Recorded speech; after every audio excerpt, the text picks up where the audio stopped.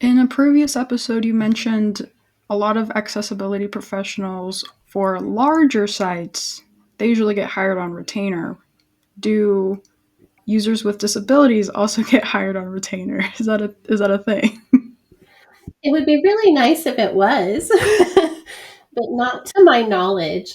I think there are a handful of organizations that we'll probably talk about in a future episode, businesses and nonprofit organizations that will coordinate with you to help you hire people to do testing, but it's usually just on a one off kind of basis. I think before the pandemic, a lot of times they were actually going into an office to test, and they would schedule things so that they'd have somebody come in and test like 4 different websites one morning, for example.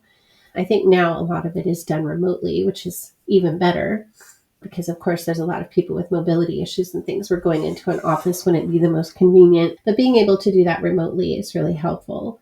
You can work with one of those organizations to hire somebody just on a one-off basis, and they handle like the recruiting and the recording of the test and helping you get the test set up and all of that.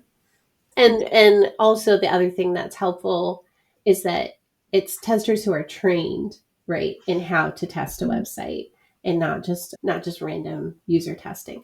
But random user testing can be helpful too, because sometimes the if you're using only users who have been trained, they're really tech savvy and they don't really represent your average user on your site. But now we're kind of getting into more of like user testing and user experience, but that's where it starts to overlap with accessibility.